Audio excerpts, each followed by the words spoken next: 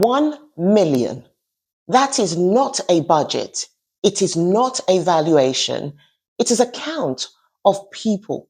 This year, for the first time in 13 years, more than 1 million young people in this country are not in education, not in employment, and not in training.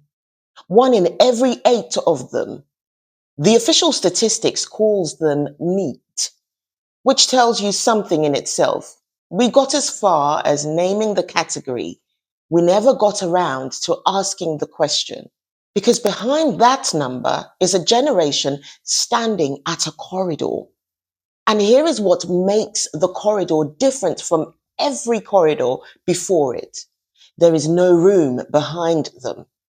This episode is what it does to a person and eventually to a country when the first rung of working life is removed. Not the jobs at the top, the jobs that make people ready for the top. By the end of this video, you will understand why this is not a youth unemployment story, why the debate everyone is having about it is missing the only question that compounds, and why the cost of getting this wrong does not land now. It lands in about 10 years inside your organization, and by then it cannot be hired back in. I know that last part is true because one of the biggest companies in the world just tried, and I will show you what it cost them.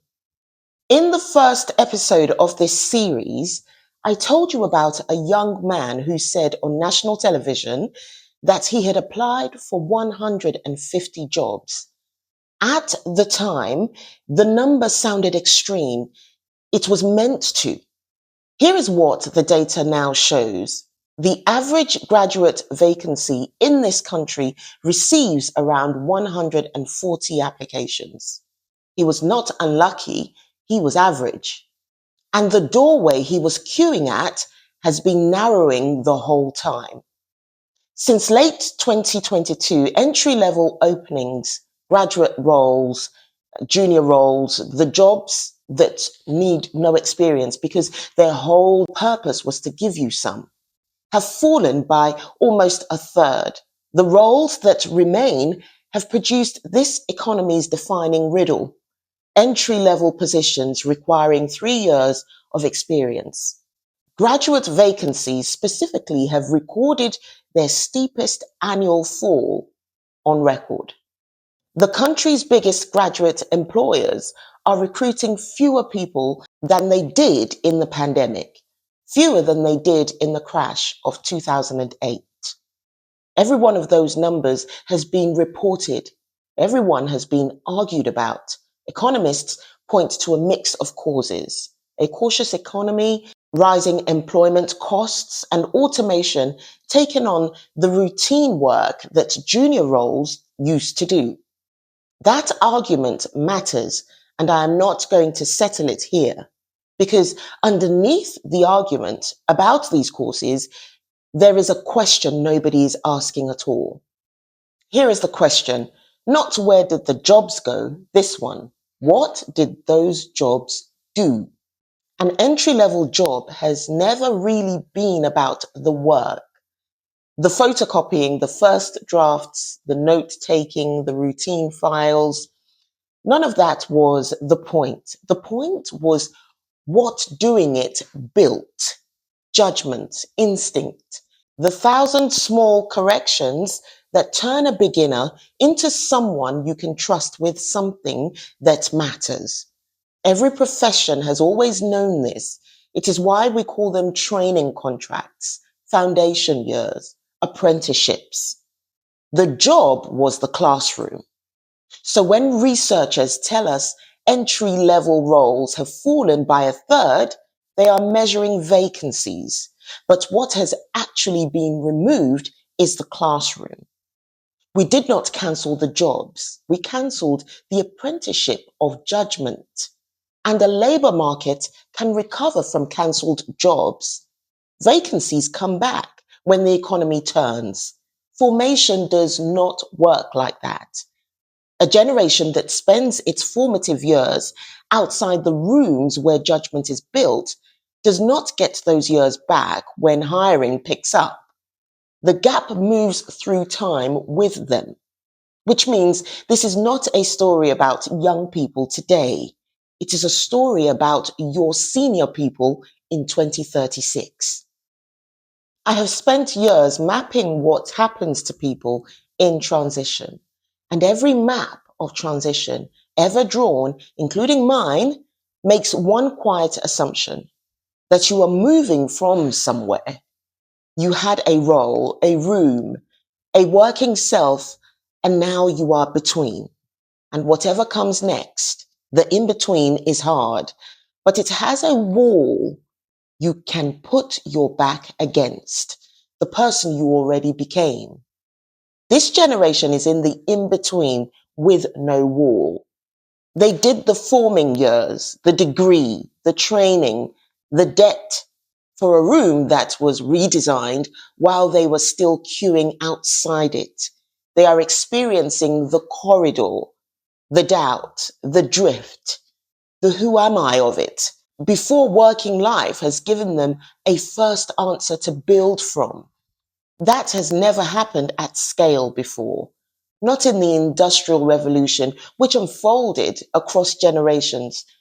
Not in any recession, which took jobs from people who had already been formed by them. This is new, an in between that arrives before the beginning. And here is the part I find hardest to forgive.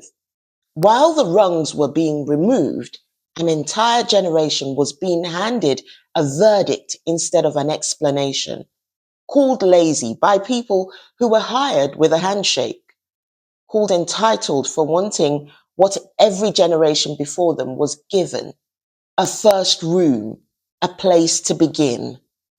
And when nobody names what is actually happening, the person inside it names it themselves, and they name it wrong. Rejection number 200 becomes something is wrong with me. A structured removal gets filed as a personal failure in a parent's spare room, in group chats that have gone quiet. Those are the wrong names, but I want to show you first why the wrong names are so costly.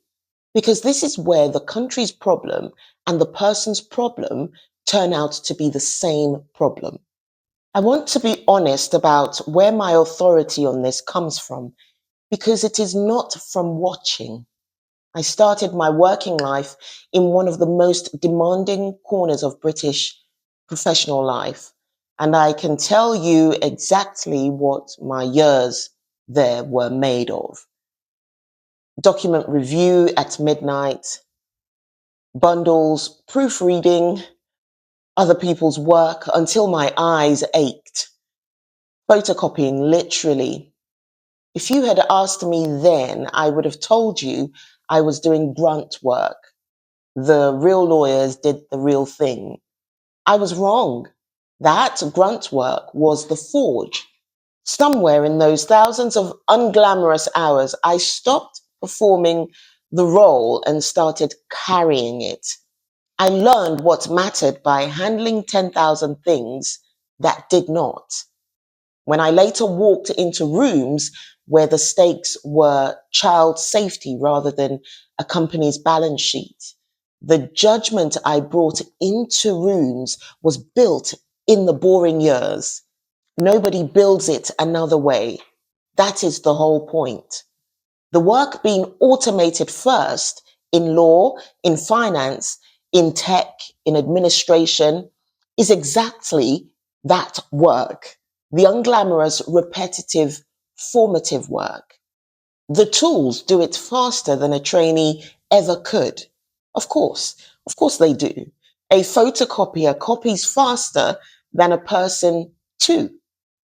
The question was never speed.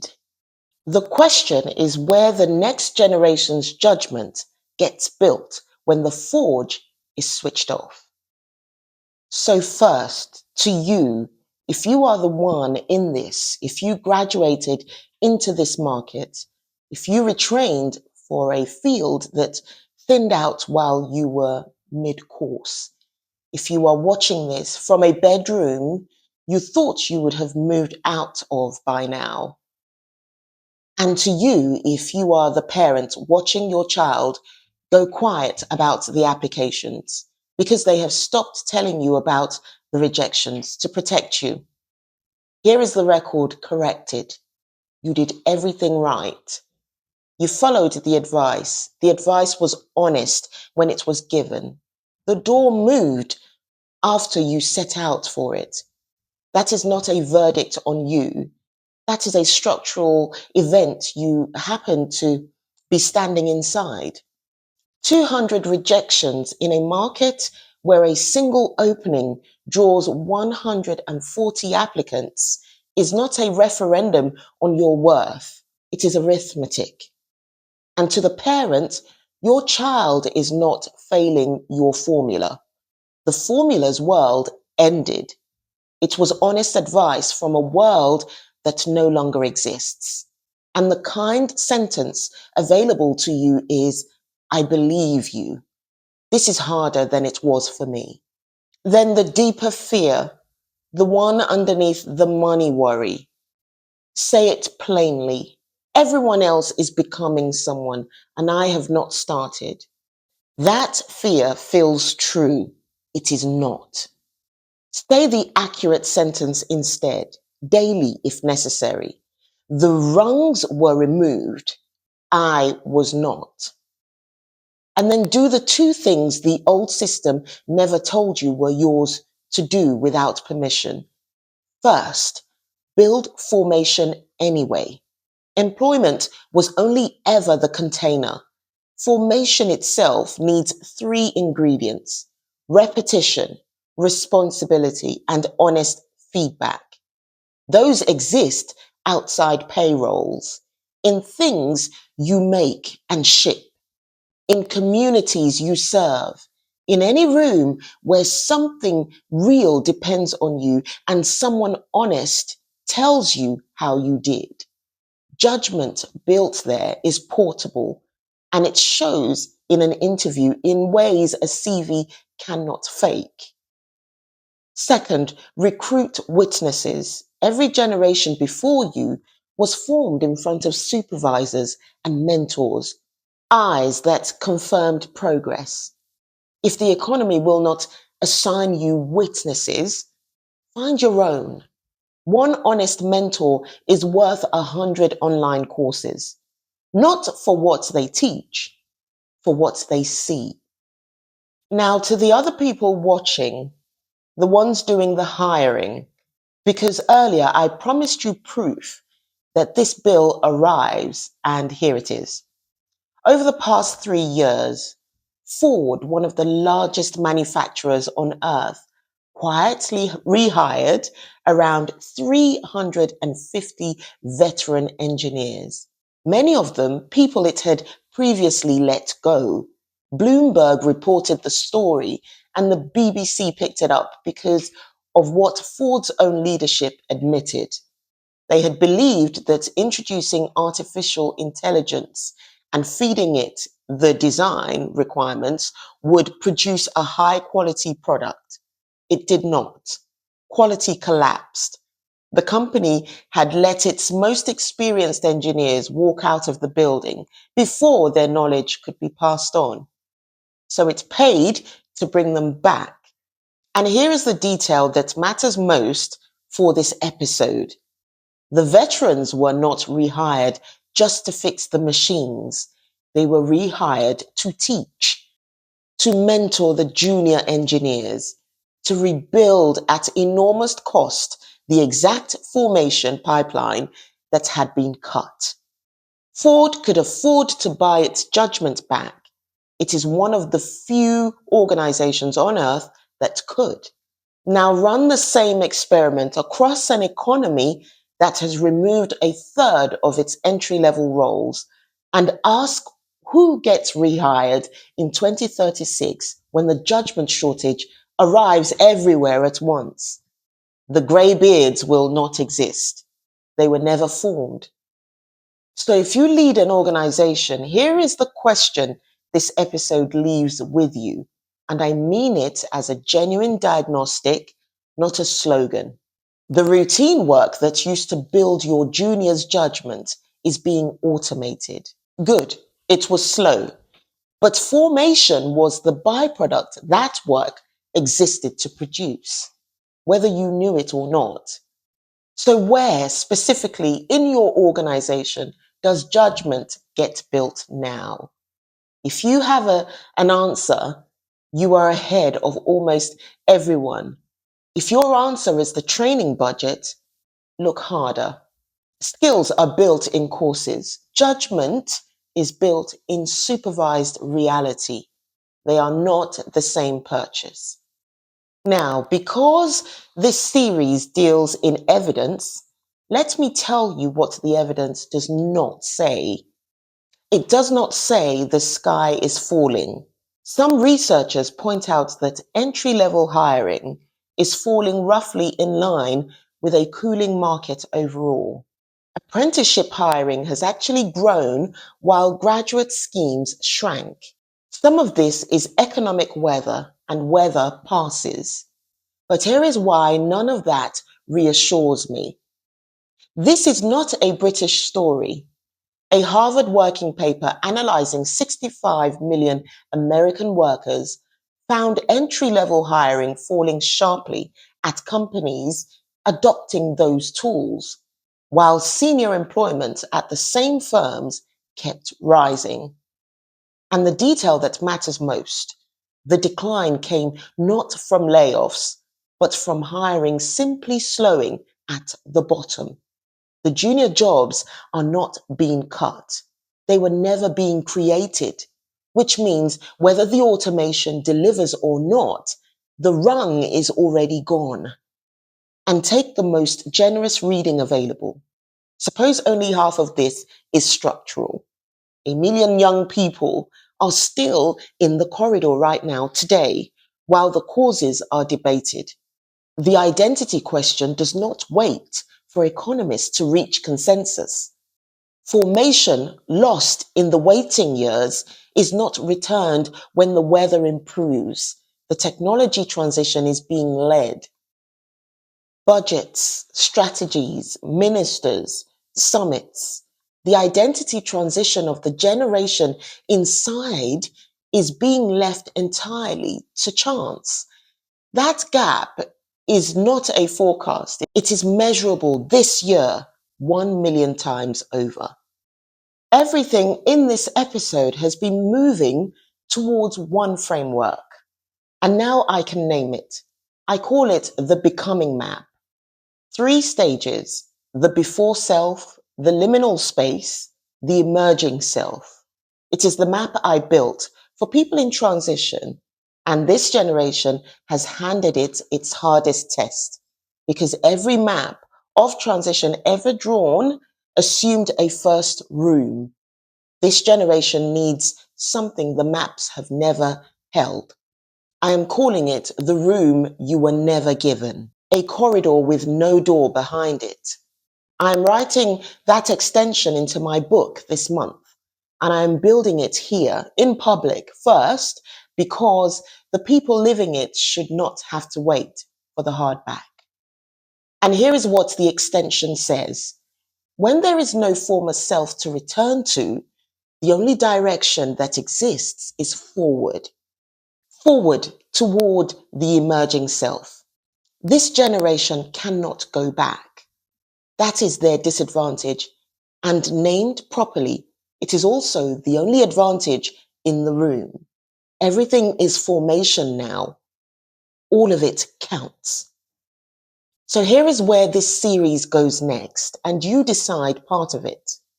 In the comments, if you are early in your career, tell me what you trained for and what you are actually doing instead. And if you lead people, answer the diagnostic. Where does judgment get built in your organization now?